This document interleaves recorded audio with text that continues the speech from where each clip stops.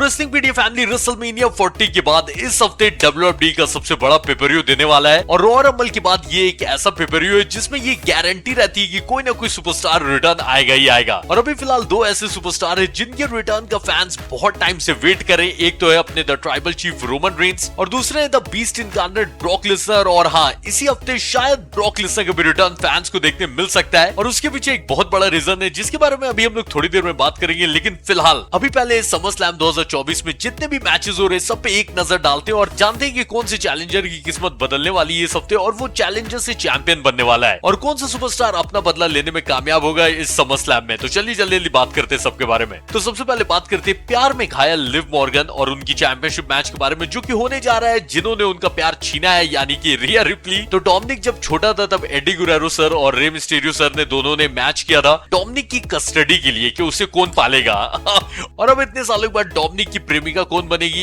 एक तरह से इसके लिए भी मैच हो रहा है। हालांकि डोमिनिक ने बोल दिया है कि लिव मॉर्गन में उसे कोई इंटरेस्ट नहीं, लिव ने उसकी लाइफ खराब की है वगैरह वगैरह जो भी। और लिव को हमने मंडे नाइट रॉ में रोते हुए भी देखा, लेकिन जब इन दोनों का समर स्लैम में मैच होगा यानी लिव और रिया रिप्ली का, तो इस मैच में दो ऐसी कंडीशन हो सकती है जिससे लिव मॉर्गन अपनी चैंपियनशिप बचा ले। तो या तो डोमिनिक धोखा दे देगा रिया रिप्ली को और ज्वाइन कर लेगा वो लिव मॉर्गन को, या फिर डोमिनिक की कुछ कंफ्यूजन की वजह से रिया रिप्ली का ध्यान डिस्ट्रैक्ट होगा और लिव एक बार फिर से अपनी चैंपियनशिप रिटेन कर लेंगी। लेकिन इन दोनों में से जो भी चीज होती है लिव समर स्लैम के बाद भी चैंपियन ही रहेंगी। तो चलिए अब बात करते हैं United states champion Logan Paul versus LA night. और जैसा आपने देखा होगा कि लोगन पॉल से ज्यादा उनकी जो प्राइम है वो अब WWE में नजर आती है। यूएस चैंपियन लोगन पॉल नजर आए नहीं आए, लेकिन पेपरव्यू में उनकी प्राइम का वो जो मैट पे बना हुआ है वो रहता ही है। तो पार्ट टाइमर बहुत सारे चैंपियन रहे, चाहे वो रोमन हो चाहे ब्रॉक लेसनर हो, लेकिन इतना ज्यादा खतरनाक पार्ट टाइमिंग करना लोगन पॉल से कोई सीखे। और हालांकि लोगन पॉल को फैंस ने भी देखा है कि वो बहुत ही अच्छे रेसलर हैं, लेकिन लोगन पॉल को अभी फिलहाल चैंपियनशिप की जरूरत नहीं है क्योंकि समर स्लैम के बाद वो एक बार फिर से लंबे टाइम के लिए गैप होने वाले।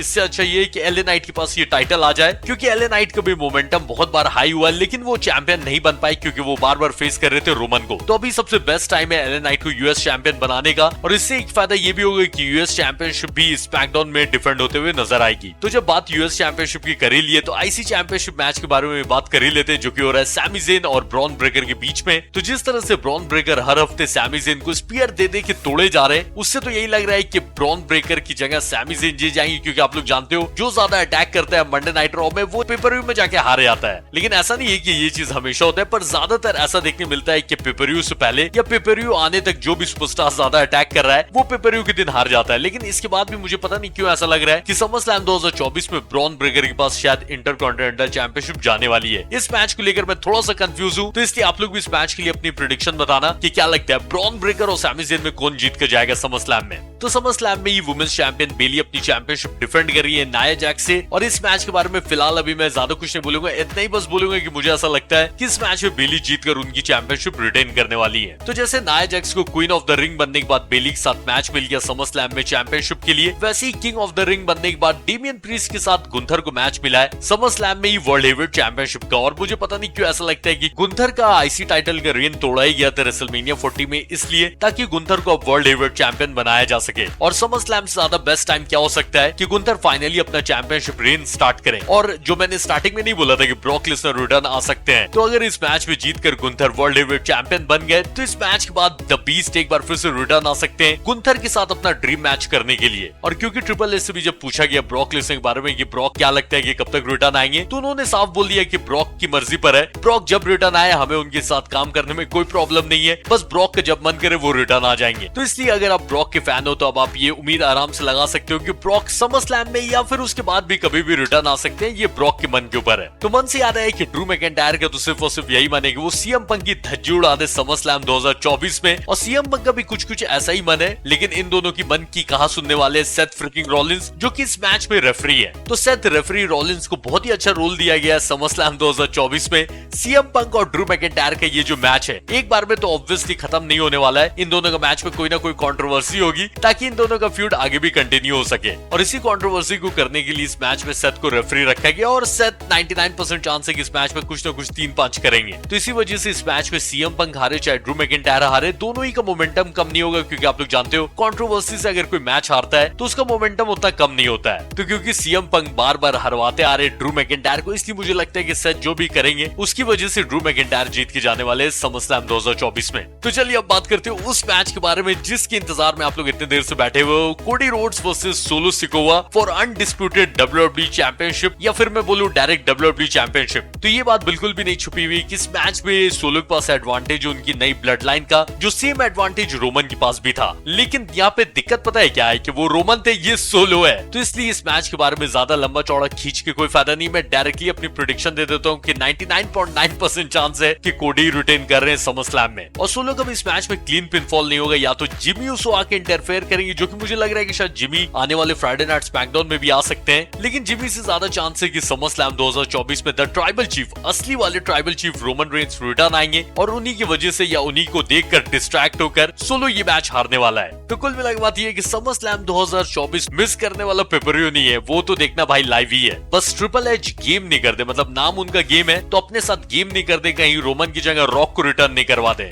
तो द फाइनल बॉस थोड़ा रुक के भी आएंगे तो चलेगा, क्योंकि रॉक का तो आना गारंटी है कोडी के साथ मैच करने के लिए। फिलहाल द ट्राइबल चीफ को वापस आना चाहिए, और एज अ फेस सुपरस्टार, जो कि बहुत टाइम हो गया, इतने साल हो गए देखे हुए, तो रोमन अब रिटर्न आ ही जाए समरस्लैम में, अब बहुत हो गया है। तो आप लोग भी कमेंट करके बताइए कि समरस्लैम 2024 में आप किस मैच के लिए सबसे ज्यादा एक्साइटेड हो, और रेसलिंग मीडिया फैमिली रोमन के हाथों सोलो को बुरी तरह से पिटते हुए देखना चाहते हो तो वीडियो को लाइक करना मत भूलिएगा, न हो तो सब्सक्राइब करिएगा। मैं मिलूंगा कल नई वीडियो के साथ। टाटा, ख्याल रखिए सब।